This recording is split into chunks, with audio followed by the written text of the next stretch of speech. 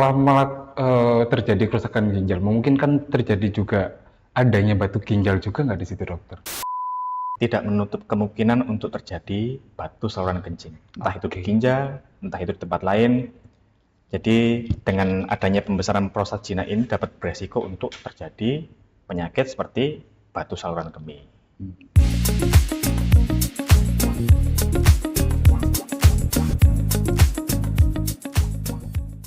Halo semua sobat sehat, balik lagi bareng kita di podcast Kapsul, percakapan profesional dan solusi kesehatan. Kali ini kita akan ngobrol santai bersama dokter baru yang baru bergabung dengan RSUD RT Notopuro Sidoarjo, yaitu Dokter Handaru, spesialis urologi. Selamat pagi dokter. Selamat pagi Mas Fajar. Mungkin boleh diperkenalkan dokter sejak kapan bergabungnya dan spesialis apa kepada pemirsa kita hari ini? Ya, terima kasih. Selamat siang Sobat Sehat. Assalamualaikum warahmatullahi wabarakatuh. Perkenalkan, saya Dr. Handaru Satwikananda, spesialis urologi. Saya merupakan dokter spesialis urologi yang baru bergabung di Rumah Sakit Umum Daerah Raden Tumenggung, Notopuro, Kabupaten Sidoarjo, pertanggal 3 Juni kemarin. Jadi baru bergabung pada bulan Juni 2024 Ya, dokter spesialis urologi. spesialis urologi, betul Mas. Spesialis urologi itu kebanyakan menangani kasus apa, dok? Ya, jadi urologi sendiri ini merupakan salah satu bidang spesialisasi dalam ilmu kedokteran yang menangani kasus saluran kencing pada pria dan wanita dan organ-organ reproduksi pada pria. Jadi dalam bidang urologi ini terdapat berbagai cabang ilmu. Jadi salah satunya yang menangani khusus anak-anak. Jadi untuk kasus anak-anak ini biasanya yang paling sering adalah kelainan bawaan, letak saluran kencingnya satu, yang kedua buah zakar yang tidak turun, dan banyak kelainan bawaan yang lain. Yang kedua, menangani kasus-kasus onkologi atau kasus kanker dalam bidang urologi. Yang ketiga, transplantasi atau cangkok ginjal. Keempat, infertilitas atau kemandulan pada pria. Kemudian batu. Kalau misalnya ini ya Mas ya, ada band tuh punya lagu karena wanita ingin dimengerti. Nah, kami dokter urologi juga akan berusaha untuk mengerti wanita.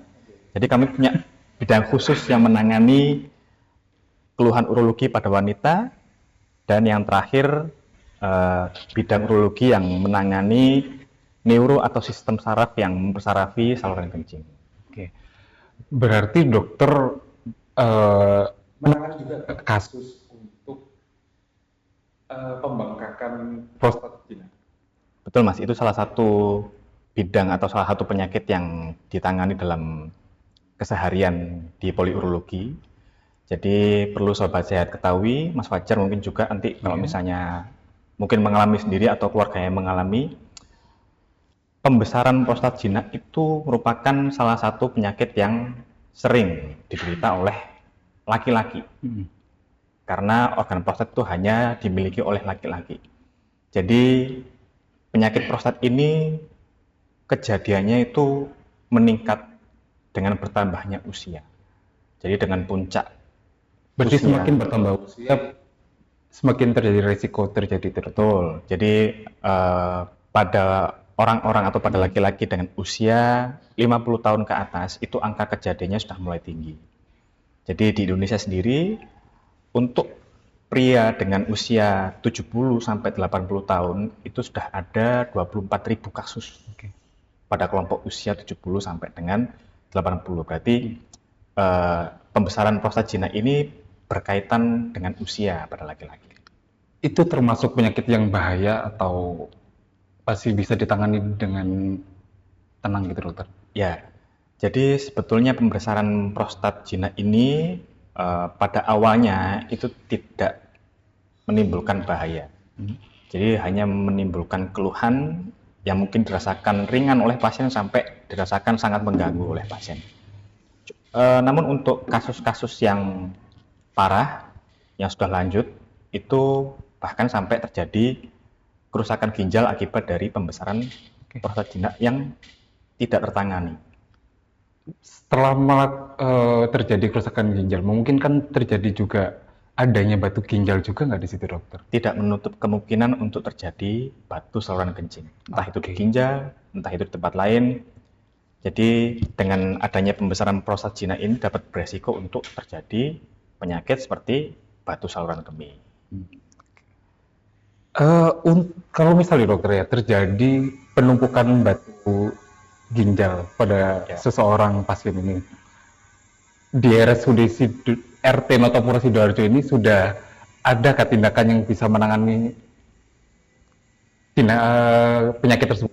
Ya, untuk batu saluran kencing sendiri Mas, di Rumah Sakit RT Notopuro, ini saya rasa sudah lengkap untuk modalitas terapinya.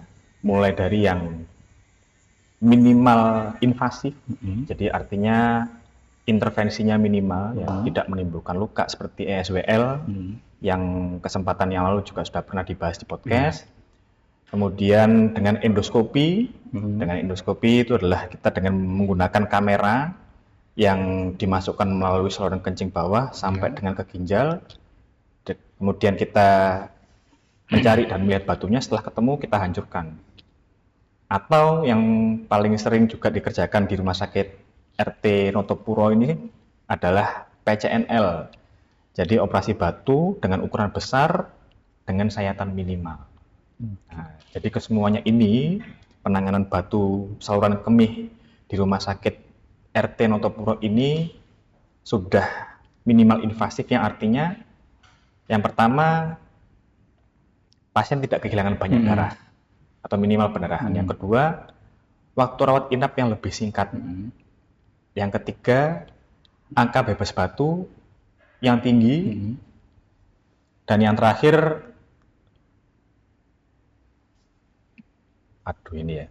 dengan durasi operasi yang singkat. Menyinggung sedikit. Ya, Ada tindakan untuk jika batunya kecil akan dilakukan hanya laser kepada batu tersebut tanpa operasi bisa.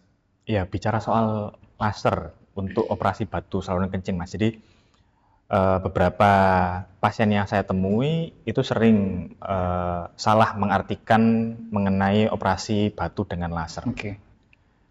Jadi yang kebanyakan pasien bilang, oh saya kemarin sudah dilakukan operasi batu dengan menggunakan laser. Nah itu yang mereka pahami, ya kita memecahkan batu itu kan bisa dengan dua alat ya Mas ya. Dengan gelombang ultrasound, jadi dengan pneumatik, atau kita bicara dengan bahasa awam itu kita mentatah batunya sampai dengan jadi bongkahan kecil. Kemudian yang kedua dengan fiber laser. Jadi dua alat ini tuh sudah berbeda ya. Satunya menggunakan tenaga mekanik, satunya menggunakan energi yang dipancarkan dari sinar laser itu sendiri, Mas. Jadi untuk perbedaannya, untuk pneumatik atau dengan menggunakan ultrasound ini, kita tidak bisa memecah batu itu sampai jadi serbuk.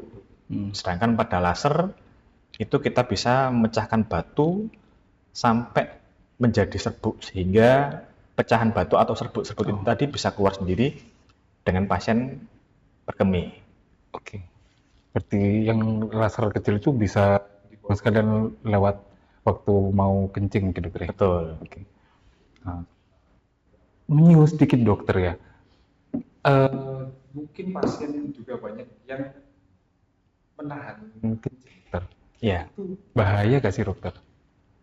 Ya Mas, jadi kebiasaan menahan kencing ini beresiko untuk terjadi penyakit infeksi saluran kencing. Jadi infeksi saluran kencing ini juga cukup banyak kasusnya. Yang kedua, perlu diperhatikan bahwa wanita ini lebih beresiko untuk terjadi infeksi saluran kencing dibandingkan dengan pria. Nah, mungkin keseharian kita ini, ya mungkin ada teman-teman kita yang perempuan, atau mungkin kita sendiri, ketika di fasilitas umum, itu kita sering menunda untuk berkemih karena melihat toilet umumnya, oh ini tidak oke, oh ini kotor, Kebanyakan oh ini bau. kotor sih. Ya, itu jadi nggak mood buat Iya, kencing. akhirnya ditahan. Akhirnya kita tunda. Nah, kebiasaan untuk menunda dan menahan kencing pada orang-orang tertentu, contohnya pada pasien dengan kegemukan atau obesitas. Yang kedua, dengan diabetes, kebiasaan menahan kencing itu dapat beresiko untuk terjadi infeksi saluran kencing. Jadi, untuk teman-teman nih ya, untuk sobat sehat juga, saya sarankan untuk tidak menunda atau menahan kencing supaya kita bisa meminimalisasi resiko untuk terjadinya infeksi saluran kencing. Mungkin ada balik sedikit topik sebelumnya. Kalau setahu saya, Ya, tindakan ESWL itu kan juga sama menembakkan laser kepada batu ginjal ke pasien itu. ya, Itu berbeda kan dengan tindakan laser yang dokter maksud tadi itu. ya Mas. Jadi tindakan laser untuk operasi batu dengan tindakan ESWL itu dua tindakan yang berbeda. Udah di Kepanjangannya ESWL ini adalah extracorporeal shockwave lithotripsy. Jadi kita menggunakan gelombang kejut yang dihantarkan melalui luar tubuh, sehingga gelombang tersebut akan sampai ke ginjal dan menghancurkan batu. Sedangkan untuk laser sendiri, itu kita menggunakan endoskopi, menggunakan kamera, kita telusuri dari saluran kencing bawah sampai dengan ketemu batunya, kemudian kita hancurkan dengan menggunakan tenaga mekanik atau dengan energi laser.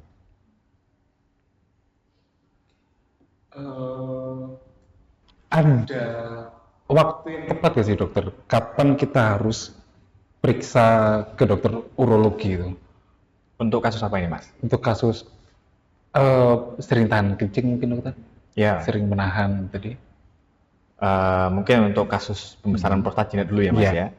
Jadi biasanya orang-orang dengan pembesaran prostatina ini akan mengeluh yang namanya gejala saluran kencing bagian bawah.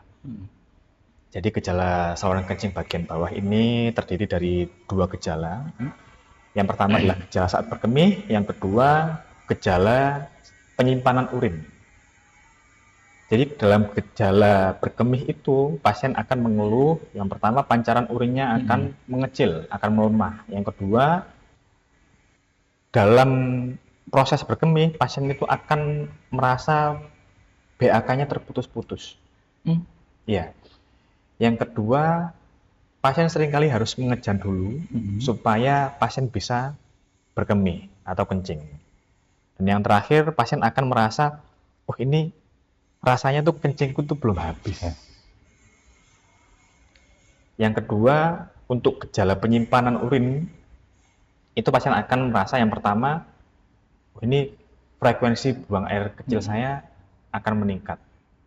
Yang kedua, saya akan merasa, bahwa ini aku harus terbangun saat tidur malam hari lebih dari 2 kali, lebih dari 3 kali bahkan untuk kencing. Dan yang terakhir, pasien seringkali merasa ada rasa mendadak dan kuat untuk berkemih. Jadi kalau misalnya memang sobat sehat merasakan ada keluhan-keluhan seperti itu, frekuensi berkemih yang lebih banyak dari biasanya, yang kedua, rasa mendadak dan kuat untuk berkemih, yang ketiga, bangun malam hari lebih dari 2 kali atau 3 kali untuk berkemih, dan gejala-gejala yang lain tadi, mungkin ada baiknya jenengan semua atau sobat sehat semua berkunjung ke Rumah Sakit Umum Daerah RT Notopuro, ke Poli Spesialis Urologi untuk mencari tahu apakah sobat sehat menderita pembesaran prostat atau tidak. Mungkin terakhir dokter ya, kalau misal ingin konsultasi ke dokter Daru, Ya, bisa kemana dan kapan saja dokter? ya. Untuk bisa berkonsultasi dengan saya, itu saya bisa ditemui di Poli Spesialis Urologi dan Poli Eksekutif RSUD RT Notopuro. Untuk waktu nanti akan diberitahukan menyusul. Masuk boleh kayak gitu, Mas? Nggak apa-apa. Nggak apa-apa ya? Belum ada satu Mas. Dokter juga masih baru, jadi dokter akan mungkin nanti akan kita cantumkan di caption atau di bawah ini ada deskripsinya nanti. Kita akan jadwal dokter di poli eksekutif maupun poli spesialis. Jadi mungkin terakhir dokter ada pesan-pesan buat pemirsa pendengar kita semua agar tetap jalani hidup sehat aja gitu dokter. Ya, Nggak sampai ke dokter urologi. betul. Jadi, kan Terlebih ada- mungkin yang sering nahan Ya, kan memang mungkin sering kita dengar ya bahwa pencegahan itu lebih baik daripada pengobatan. Sehat itu mahal, sakit lebih mahal. Jadi supaya kita tercegah dari gangguan-gangguan di bidang urologi, yang terpenting adalah para sobat sehat harus dipastikan konsumsi air atau intake oral waternya tercukupi. Yang disebut tercukupi itu seperti apa? Minum air dengan konsumsi dengan jumlah 2,5 liter sampai dengan 3 liter per hari. Yang kedua, bila sudah ada keluhan seperti nyeri pinggang yang hilang timbul, kemudian nyeri pinggang yang tidak membaik dengan istirahat, segeralah berkunjung ke poliurologi. Mungkin para sobat sehat akan menderita batu saluran kencing. Dan bila sobat sehat merasa ada keluhan frekuensi berkemih yang lebih sering, terbangun malam hari yang lebih sering, pancaran urin yang melemah, kemudian BAK yang terputus-putus, sobat sehat sebaiknya juga berkunjung ke polispesialis urologi untuk mengetahui apakah sobat sehat menderita penyakit pembesaran prostat jinak atau tidak. Siap. Jadi mungkin buat kalian semua penonton ataupun pendengar kita, sebaiknya jangan sering-sering menahan pipis itu, Ya. karena mungkin kalian akan merasakan baik-baik saja sekarang, tidak untuk Berikutnya, betul. Jadi kalau ada keluhan untuk saluran kemihnya, Ya, sebaiknya bisa cepat ke poliurologi di RSUD RT Noto Sidoarjo, bisa di poli spesialis maupun poli eksekutif. Kita juga bisa di poli eksekutif sore, jadwal bisa dilihat di Santri. Jangan lupa untuk follow sosial media kita di RSUD RT Notopuro SDA, juga subscribe YouTube RSUD RT Notopuro Sidoarjo. Jaga imun tetap hebat agar tubuh selalu sehat. bersama saya, Ya, Dr. Handar Satu Kanada Ya, Spesialis dokter. Urologi. dan saya Fajar Adi Wibowo selaku host pada hari ini. Sampai jumpa di next episode.